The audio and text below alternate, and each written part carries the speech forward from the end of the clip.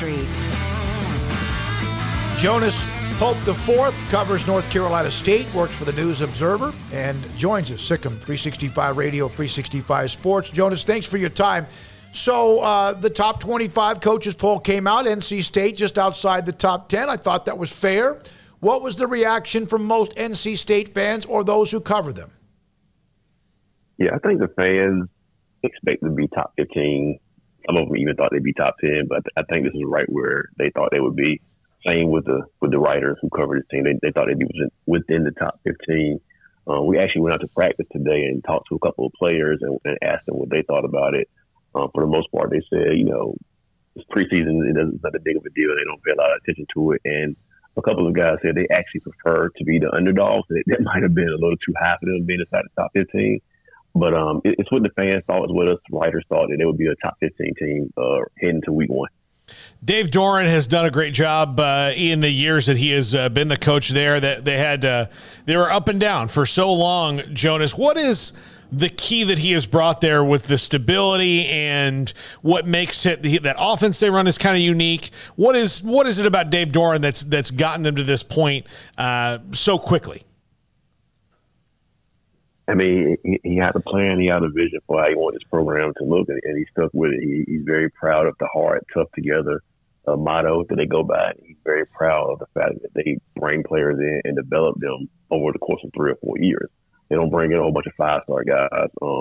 They bring in some 2-star, 3-star guys, and they develop them. They give them the weight room, they redshirt them, or they bring them along slowly. They don't throw them into the fire early, and that's something he's very proud of. The work they do to get to that point where you can have an Isaiah Moore or Drake Thomas or Tanner Ingle, guys who have come up through the program and are now like all ACC type guys.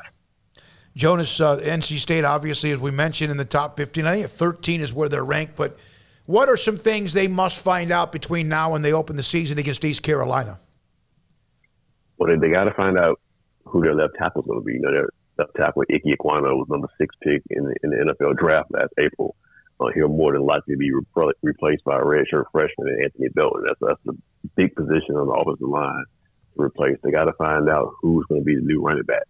They lost Bam Knight and Ricky Person. Both of those guys are in the NFL now, and there are a lot of unproven guys at that position back. Jordan Houston was a classmate of Bam Knight, which means he's been around for 4 years, but he's playing behind Bam at Ricky, so he hasn't got a lot of touches. He'll get the first touch. And he'll get the first shot at being a starter when they play ECU. But there are a bunch of guys behind him who are unproven, who haven't got a lot of college carry. So those are going to be the main 2 issues they're going to find out. They got to get answered in camp before they head down to ECU. Defensively, they got to force more turnovers. They got to find guys who are going to be ball hawks. They didn't recover a lot of fumbles last year. That's been a big point of emphasis. And they really didn't get to the quarterback. As good as they were on defense, they got to find some guys who can rush the quarterback in that 3-3-5 and really get the quarterback to the ground. One note about NC State is week 3 for them, September 17th, they play Tech. So Texas Tech, a Big 12 opportunity there for Tech and also for NC State as well. What will get them over the top in beating Clemson and getting in the ACC title game? That's a good question, because last year we said they have to win the games that NC State would have lost in the past. So they won the Clemson game. But another game like that, they won at Florida State. Those are games they might have slipped up in the past. This year, they have to get over the hump and win some big-time road games. They got to win at ECU to start the season to get some good momentum going. They got to win at Clemson, a place they haven't won since Phillip Rivers was there. They won the big games at home. Then they got to go on the road and get that done. If they can do that, win on the road at Clemson, win at Louisville, win at UNC. They won't be easy games, but they can knock off those road games that has haunted them in the past, and they could definitely be playing in Charlotte. Jonas, one other thing with the story last night that came out, and most of it being chewed on today with the Big Ten, and eventually whatever they're going to sign their newest TV deal, and that ESPN is out of that. There's so much, as you know, and of course initially it was like, oh my God, the ACC, and there's going to that's going to happen to them.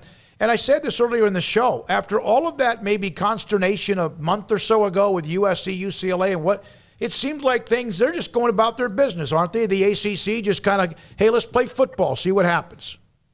No, they definitely are. It's funny when all of this first started, everyone was acting like the sky was falling. Everybody was scrambling. What's going to happen with the NC State? What's going to happen with the ACC?